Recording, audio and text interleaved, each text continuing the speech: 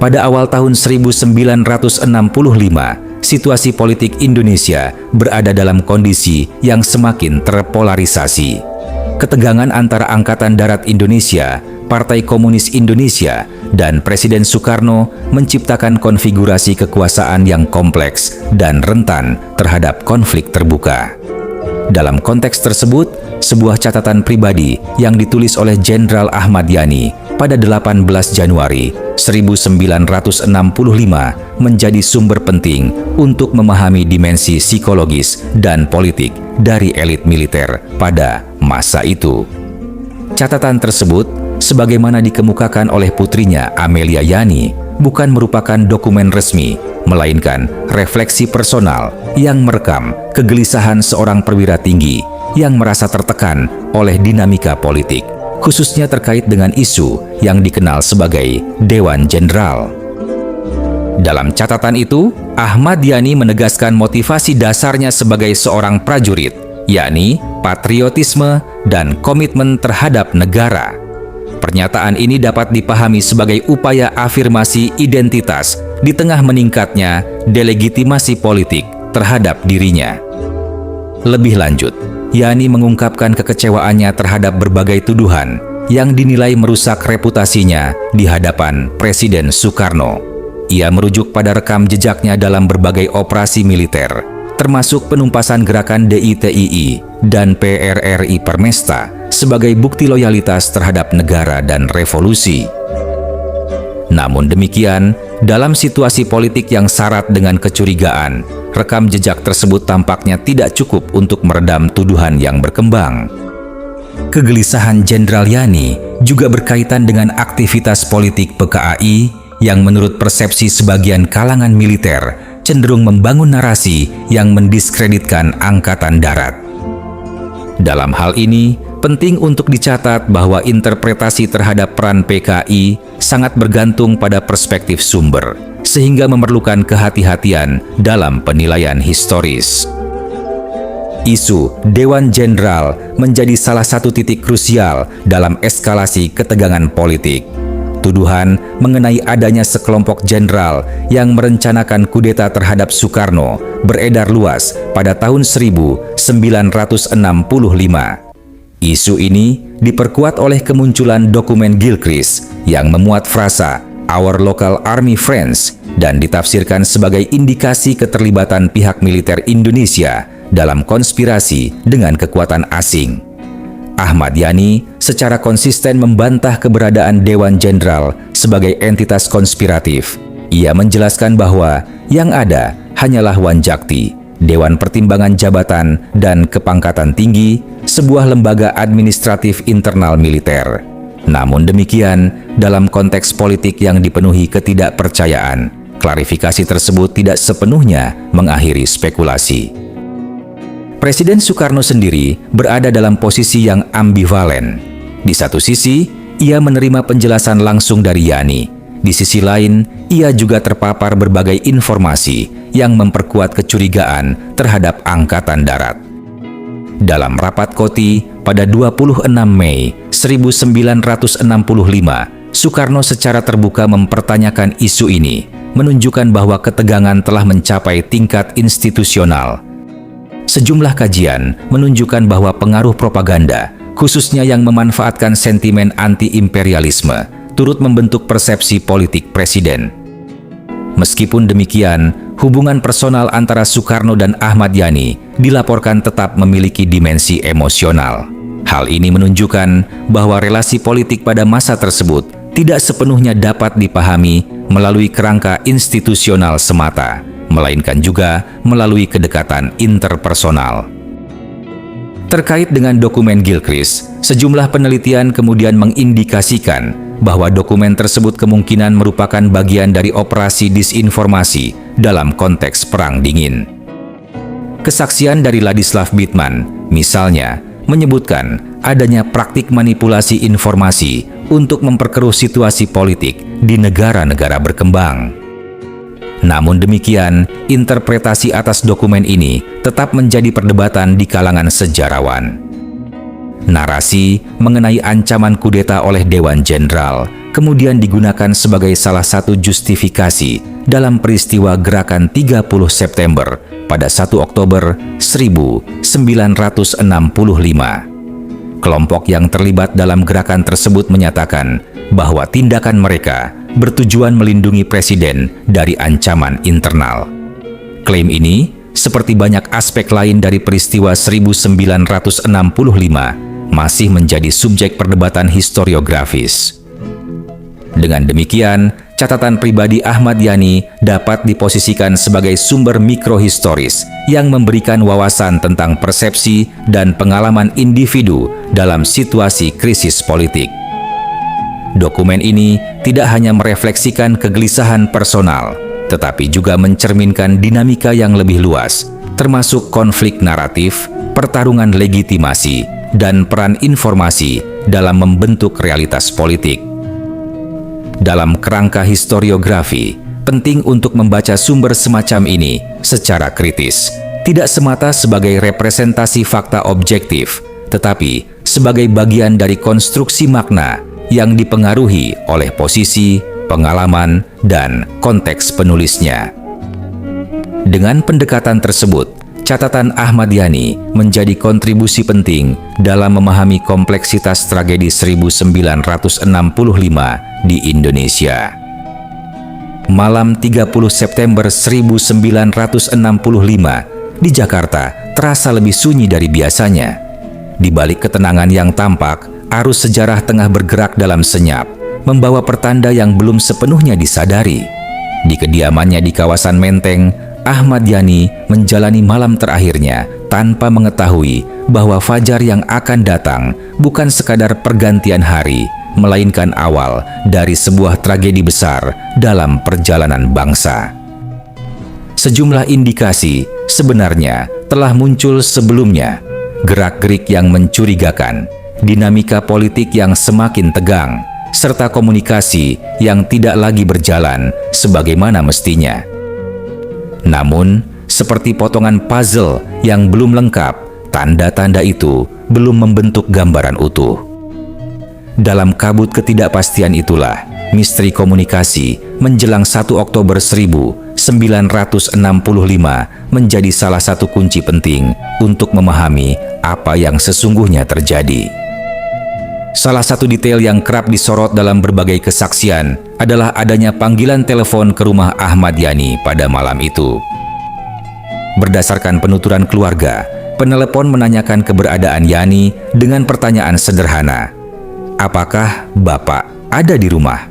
Pertanyaan ini disebutkan terjadi lebih dari sekali dalam rentang waktu yang berdekatan.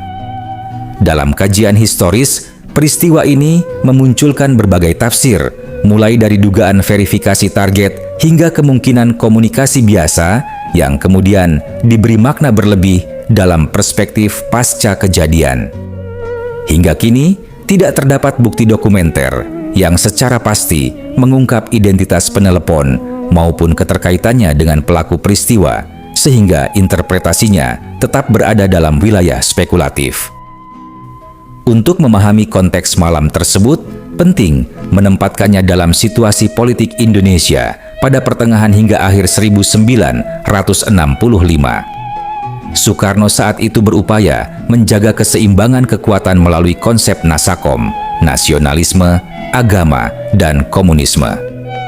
Namun, dalam praktiknya, konfigurasi ini justru memperlihatkan ketegangan yang semakin tajam, terutama antara Partai Komunis Indonesia dan Angkatan Darat Indonesia. Isu mengenai Dewan Jenderal turut memperuncing situasi. Tuduhan bahwa sejumlah perwira tinggi Angkatan Darat merencanakan kudeta terhadap presiden menyebar luas dan memengaruhi persepsi politik di tingkat elit. Meskipun Ahmad Yani telah memberikan klarifikasi langsung kepada presiden dan membantah keberadaan dewan tersebut sebagai entitas konspiratif, kecurigaan yang telah terlanjur terbentuk sulit dihapus sepenuhnya. Di sisi lain, perbedaan pandangan mengenai gagasan Angkatan Kelima, yakni rencana mempersenjatai buruh dan tani, menunjukkan adanya jurang strategis yang semakin lebar. Pimpinan Angkatan Darat termasuk Ahmad Yani, memandang gagasan ini sebagai potensi ancaman terhadap stabilitas militer dan negara. Sementara pihak lain melihatnya sebagai bagian dari dinamika revolusioner yang perlu didorong. Pada malam yang sama, terdapat pula informasi mengenai kunjungan seorang perwira yang menyampaikan bahwa Presiden Soekarno menunjukkan kemarahan dan kembali mempertanyakan isu Dewan Jenderal. Ahmad Yani dilaporkan berencana menghadap Presiden keesokan harinya. Namun, perkembangan situasi bergerak jauh lebih cepat dari yang diperkirakan. Menjelang dini hari 1 Oktober 1965, peristiwa yang kemudian dikenal sebagai Gerakan 30 September mulai berlangsung. Sejumlah pasukan bersenjata bergerak dan menargetkan para pimpinan Angkatan Darat. Kediaman Ahmad Yani menjadi salah satu sasaran utama. Dalam operasi tersebut, ia diculik dan kemudian terbunuh, menjadikannya salah satu korban utama dalam peristiwa yang mengubah arah sejarah politik Indonesia. Dalam perspektif historiografi, dua panggilan telepon pada malam itu tetap menjadi detail mikrohistoris yang menarik perhatian. Meski tidak dapat dijadikan bukti konklusif, peristiwa ini mencerminkan kemungkinan adanya aktivitas persiapan atau pemantauan sebelum operasi berlangsung. Dengan demikian, malam terakhir Ahmad Yani tidak hanya dapat dipahami sebagai rangkaian kejadian personal, tetapi juga sebagai bagian dari dinamika struktural yang lebih luas, di mana ketegangan politik, disinformasi, dan fragmentasi kekuasaan berkontribusi pada terjadinya krisis nasional.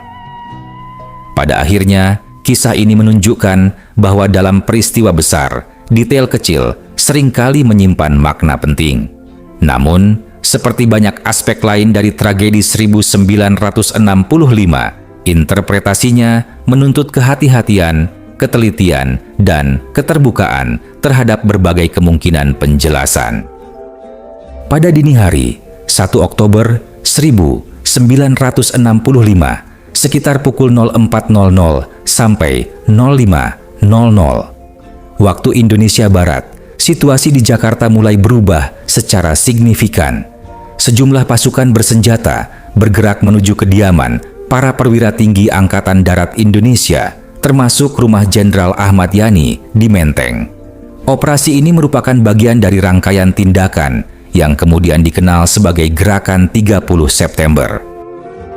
Berdasarkan berbagai kesaksian dan rekonstruksi historis, pasukan yang datang ke rumah Ahmad Yani terdiri dari unsur militer yang dipimpin oleh perwira yang mengatasnamakan diri sebagai utusan resmi. Mereka menyampaikan bahwa Jenderal Yani diminta untuk segera menghadap Presiden Soekarno. Namun, respons Ahmad Yani menunjukkan sikap kehati-hatian.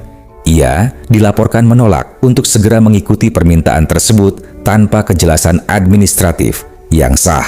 Dalam tradisi militer, pemanggilan resmi biasanya disertai prosedur yang jelas, dan situasi dini hari dengan kehadiran pasukan bersenjata menimbulkan kecurigaan. Ketegangan kemudian meningkat dengan cepat. Dalam beberapa versi kesaksian, terjadi perdebatan singkat antara Yani dan pasukan yang datang. Situasi tersebut berujung pada tindakan kekerasan, di mana Ahmad Yani ditembak di kediamannya sebelum akhirnya dibawa oleh pasukan tersebut. Ia kemudian dinyatakan gugur dan termasuk dalam daftar perwira tinggi yang menjadi korban utama peristiwa tersebut. Perlu dicatat bahwa detail teknis mengenai momen penembakan dan urutan kejadian memiliki variasi dalam berbagai sumber. Hal ini mencerminkan keterbatasan data primer serta perbedaan perspektif para saksi. Oleh karena itu, rekonstruksi peristiwa harus dipahami sebagai hasil sintesis dari berbagai narasi yang tidak selalu sepenuhnya konsisten. Peristiwa di rumah Ahmad Yani tidak berdiri sendiri. Pada waktu yang hampir bersamaan, sejumlah jenderal lain juga menjadi target operasi serupa. Hal ini menunjukkan adanya pola tindakan yang terkoordinasi dengan tujuan utama mengamankan atau menyingkirkan pimpinan Angkatan Darat. Dalam pernyataan resminya, kelompok yang terlibat dalam gerakan ini menyatakan bahwa tindakan tersebut dilakukan untuk mencegah kudeta yang diduga akan dilakukan oleh apa yang disebut sebagai Dewan Jenderal. Namun, klaim ini sejak awal telah menjadi subjek perdebatan dan kontroversi dalam kajian sejarah Indonesia modern. Dari perspektif analitis, peristiwa penjemputan Ahmad Yani memperlihatkan beberapa karakteristik penting. Pertama, adanya penggunaan legitimasi simbolik, yakni mengatasnamakan presiden untuk memperoleh kepatuhan. Kedua, adanya elemen kejutan, surprise, yang menjadi faktor kunci dalam operasi militer semacam ini. Ketiga, indikasi bahwa target telah diidentifikasi secara spesifik sebelumnya, yang memperkuat dugaan adanya perencanaan yang matang. Kematian Ahmad Yani memiliki dampak yang signifikan, baik secara institusional maupun simbolik. Sebagai salah satu pimpinan utama Angkatan Darat, kehilangannya menciptakan kekosongan kepemimpinan yang kemudian memengaruhi respons militer terhadap krisis yang sedang berlangsung. Dalam jangka panjang, peristiwa ini juga berkontribusi pada perubahan konfigurasi kekuasaan di Indonesia. Dalam kerangka historiografi, rekonstruksi detik-detik penjemputan ini menegaskan pentingnya pendekatan kritis terhadap sumber. Banyak aspek dari peristiwa ini masih menyisakan pertanyaan terbuka, termasuk mengenai rantai komando, tingkat koordinasi antar unit, serta aktor-aktor yang terlibat secara langsung maupun tidak langsung. Dengan demikian, peristiwa di kediaman Ahmad Yani bukan hanya merupakan tragedi personal, tetapi juga titik krusial dalam sebuah transformasi politik yang lebih luas. Ia menandai peralihan dari ketegangan laten menuju konflik terbuka, yang kemudian membentuk arah sejarah Indonesia pada dekade-dekade berikutnya. Siapa di balik operasi Gerakan 30 September? Pertanyaan mengenai siapa aktor utama di balik operasi penjemputan dan pembunuhan para jenderal, termasuk Ahmad Yani, tetap menjadi salah satu perdebatan paling rumit dalam historiografi Indonesia modern. Hingga kini, belum ada konsensus tunggal di kalangan sejarawan. Sebaliknya, berbagai pendekatan interpretatif terus bermunculan, masing-masing berusaha menjelaskan peristiwa Gerakan 30 September dari sudut pandang yang berbeda. Pada masa Orde Baru, negara mengusung narasi resmi yang menempatkan Partai Komunis Indonesia sebagai dalang utama. Dalam kerangka ini, gerakan tersebut dipahami sebagai operasi terorganisasi untuk merebut kekuasaan dengan menyingkirkan pucuk pimpinan Angkatan Darat. Tokoh-tokoh PKI diposisikan sebagai penggerak utama, sementara unsur militer yang terlibat dianggap sebagai bagian dari infiltrasi atau simpatisan. Narasi ini kemudian dilembagakan melalui sistem pendidikan, media massa, dan produksi budaya, sehingga membentuk persepsi publik selama puluhan tahun. Namun, seiring waktu, sejumlah peneliti mulai mengkritisi pendekatan ini karena dinilai menyederhanakan kompleksitas peristiwa dan tidak sepenuhnya didukung oleh bukti yang terbuka serta dapat diverifikasi secara independen. Di sisi lain, muncul perspektif yang menyoroti dinamika internal dalam tubuh Angkatan Darat. Pendekatan ini melihat bahwa konflik antar perwira, perbedaan orientasi politik, serta persaingan kekuasaan merupakan faktor penting yang tidak bisa diabaikan. Nama Soeharto kerap muncul dalam diskusi, terutama karena perannya yang sangat menentukan dalam mengendalikan situasi pasca peristiwa. Beberapa analisis bahkan mempertanyakan sejauh mana ia telah mengetahui atau mengantisipasi gerakan tersebut sebelumnya. Meski demikian, tidak terdapat bukti konklusif yang dapat memastikan keterlibatan langsungnya dalam perencanaan. Pendekatan ini umumnya tidak menyimpulkan adanya satu konspirasi tunggal, melainkan menekankan kemungkinan adanya fragmentasi dan tindakan dari berbagai faksi dengan kepentingan yang berbeda. Dalam kerangka yang lebih luas, sejumlah kajian mengaitkan peristiwa ini dengan konteks global Perang Dingin. Pada pertengahan 1960-an, Indonesia menempati posisi strategis di tengah persaingan ideologis antara blok Barat dan Timur. Kekhawatiran terhadap meningkatnya pengaruh komunisme mendorong spekulasi mengenai kemungkinan keterlibatan kekuatan asing. Kemunculan dokumen Gilchrist sering dijadikan pintu masuk untuk membahas kemungkinan operasi disinformasi. Selain itu, deklasifikasi sejumlah arsip internasional menunjukkan adanya perhatian serius terhadap dinamika politik Indonesia saat itu. Namun, sebagian besar bukti yang tersedia bersifat tidak langsung, lebih menggambarkan konteks daripada keterlibatan operasional, sehingga banyak sejarawan tetap berhati-hati dalam menarik kesimpulan. Seiring berkembangnya penelitian, sejumlah studi kontemporer cenderung mengadopsi pendekatan multikausal.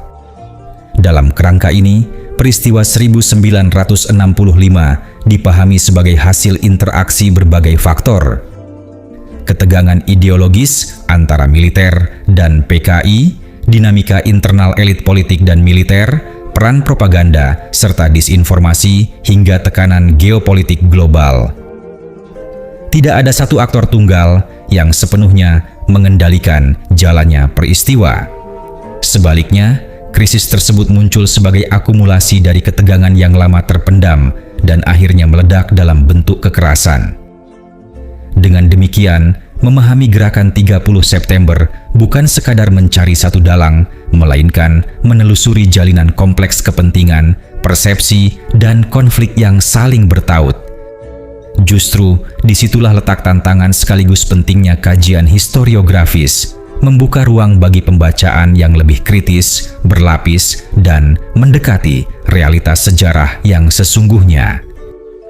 Perdebatan mengenai aktor di balik gerakan 30 September memperlihatkan bahwa sejarah tidak pernah berdiri sebagai kumpulan fakta yang beku. Ia adalah ruang tafsir yang terus bergerak, dipengaruhi oleh keterbatasan sumber, bias politik, serta perubahan konteks zaman. Apa yang dianggap sebagai kebenaran historis kerap kali merupakan hasil dari proses seleksi, penekanan, dan interpretasi yang tidak sepenuhnya netral.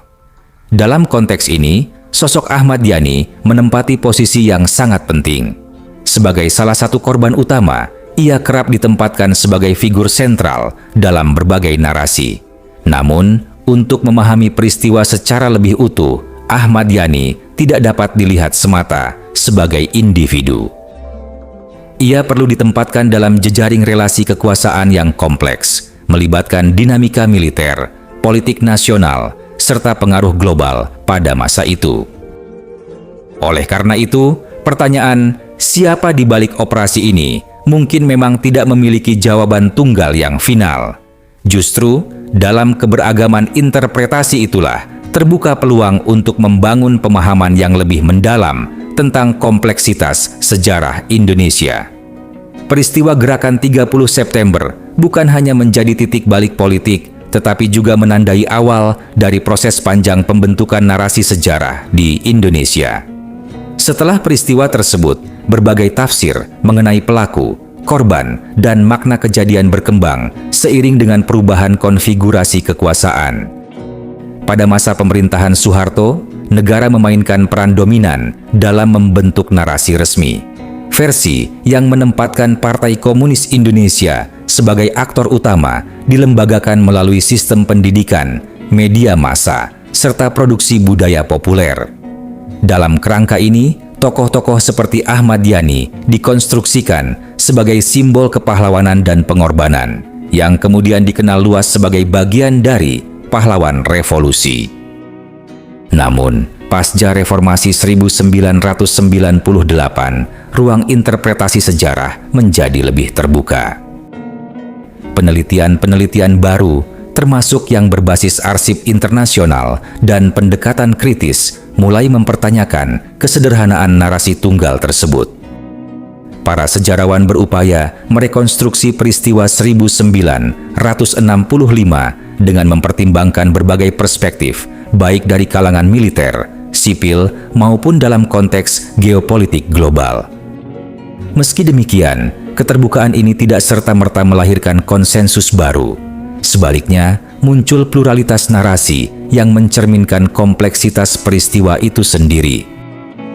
Dalam ruang publik, ingatan tentang 1965 seringkali hadir secara fragmentaris, dipengaruhi oleh latar belakang sosial, orientasi politik, dan pengalaman generasi yang berbeda-beda. Dalam kerangka ini, penting disadari bahwa sejarah tidak hanya berbicara tentang masa lalu, tetapi juga tentang bagaimana masa lalu itu dimaknai di masa kini. Narasi yang dominan pada suatu periode dapat berubah, dipertanyakan, bahkan ditantang seiring dengan pergeseran konteks sosial dan politik. Kisah mengenai malam terakhir Ahmad Yani, termasuk detail-detail kecil seperti panggilan telepon misterius, menunjukkan bagaimana elemen mikrohistoris dapat memperoleh makna yang jauh lebih besar dalam ingatan kolektif. Detail semacam ini, meskipun tidak selalu dapat diverifikasi sepenuhnya, berfungsi sebagai jembatan antara pengalaman personal dan peristiwa struktural yang lebih luas. Pada akhirnya, warisan 1965 tidak hanya terletak pada perubahan kekuasaan yang mengikutinya, tetapi juga pada bagaimana peristiwa itu terus diingat, ditafsirkan, dan diperdebatkan. Ia menjadi bagian dari identitas sejarah Indonesia, sebuah ruang dinamis di mana fakta, ingatan, dan interpretasi saling berkelindan.